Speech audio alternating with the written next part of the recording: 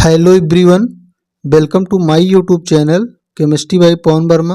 आप लोग स्टडी कर रहे हैं बीएससी 6 सेमेस्टर केमिस्ट्री इलेक्ट्रोकेमिस्ट्री, जिसका थर्ड लेक्चर है कोलोराउस लॉ। तो देखिए, इसके पहले हम लोग 2 लेक्चर पर डिस्कस कर चुके हैं। जो लोग वीडियो नहीं देखे हैं, डिस्क्रिप्शन में लिंक है, वहाँ से देख सकते हैं। तो चलिए बिना देरी किए टॉपिक को शुरू करते हैं। कोलोराउस लॉ। तो देखिए, कोलोराउस लॉ क्या है, आप किस तरह से इसे डिफाइन करेंगे।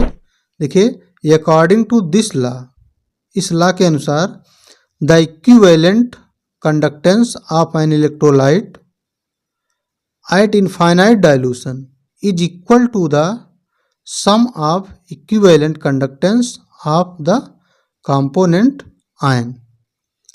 तो जो आपका इक्विवेलेंट कंडक्टेंस है इलेक्ट्रोलाइट का, किसी भी इलेक्ट्रोलाइट का जो कंडक्टेंस है इनफाइनाइट डाइल्यूशन पे, वो इक्वल किसके होगा, sum of equivalent conductance of component ion. उसके जो आयन होंगे उसके कंपोनेंट के क्या होगा, वो इक्वल होगा।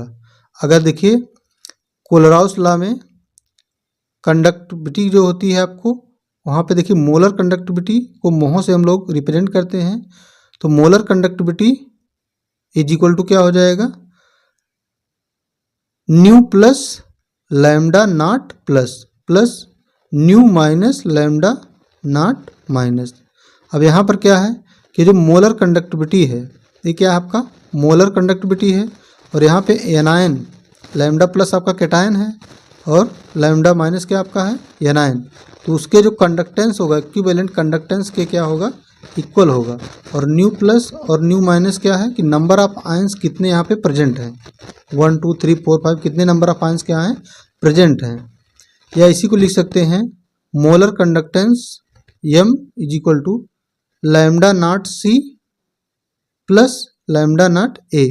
मतलब एनायन के केस में कितना आपका कंडक्टेंस है और कैटायन के केस में कितना कंडक्टेंस है। तो ये आपका फार्मूला है, इस तरह से आपको रिप्रेजेंट किया जाता है। अब देखिए, the molar conductivity of an electrolyte at infinite dilution is the sum of the ionic conductivity of the cation and anion each multiplied with the number of ions present are formula of electrolytes. तो आप molar conductivity जो होगी, molar conductivity of an electrolyte वो किसके बराबर होगा, infinite dilution पे sum of the ionic conductivity of cation और एनायन। कैटायन और एनायन की जो आयनिक कंडक्टिविटी होगी each multiplied with the number of ions, और उसमें मल्टीप्लाई किसके होगा, जितने नंबर ऑफ आयंस प्रेजेंट होंगे, are one formula of the electrolyte.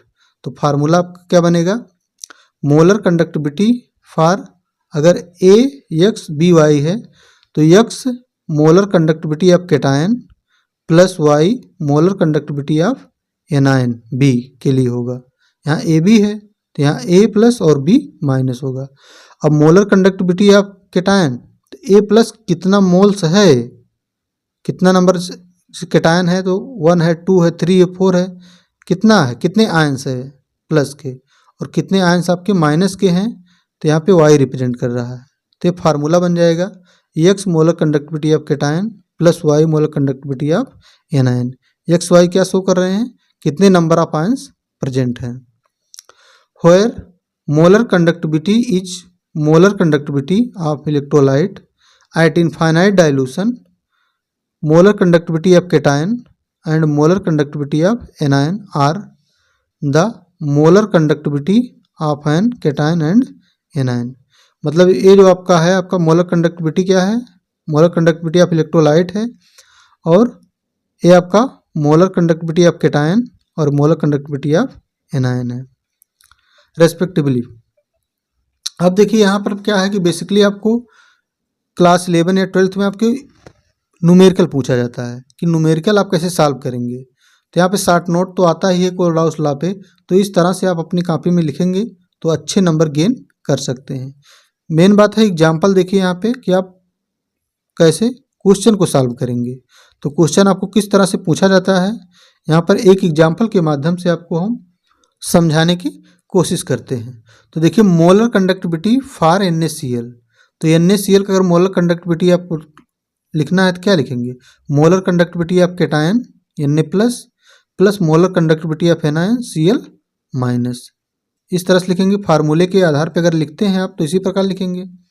Second है, अगर मोलर कंडक्टिविटी ऑफ BaCl2 का लिखना है तो क्या लिखेंगे आप, molar conductivity Ba2 plus plus molar conductivity 2Cl minus, इसी तरह से लिखेंगे, डिसोसिएट होगा।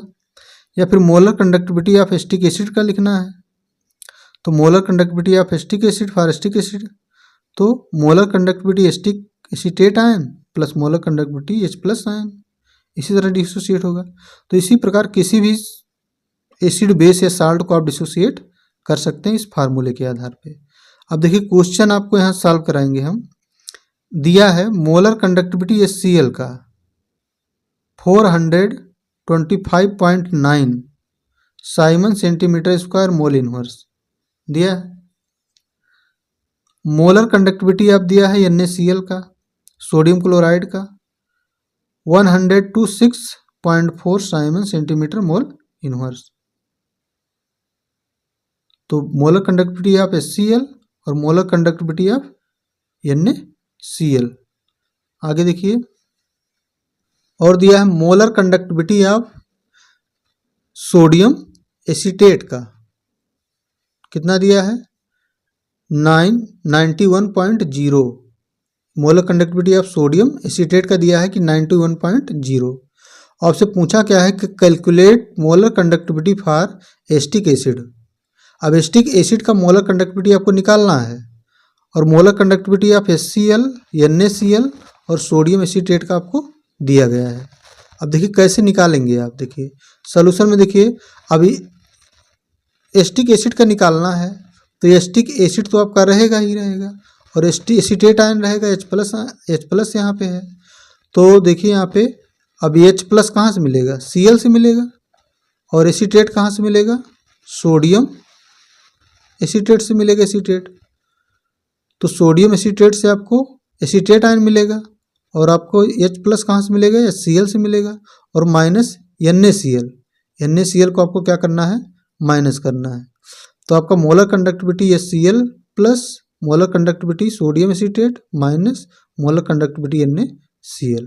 अब तीनों की जो वैल्यू है उसे आप पुट कर दीजिए, HCl की वैल्यू पुट कर दीजिए प्लस सोडियम एसीटेट को ऐड कर देंगे माइनस NaCl को माइनस कर देंगे, तो आपका आ जाएगा 390.5 Simon centimetre square mole inverse. तो आपका क्या हो जाएगा, आंसर हो जाएगा। तो इसी तरह से एग्जाम में, बोर्ड एग्जाम में आपसे पूछा जाता है क्वेश्चन, आप लोगों को प्रैक्टिस कर लेना है। यहाँ एक एग्जाम्पल के माध्यम से आपको अच्छे से बताया गया है। अगर दोस्तों वीडियो अच्छी लगी हो तो वीडियो को लाइक करें, ज़्यादा से ज़्यादा अपने दोस्तों के साथ शेयर करें। चैनल पर पहली बार हो तो चैनल को सब्सक्राइब करें। Thank you watching for this video.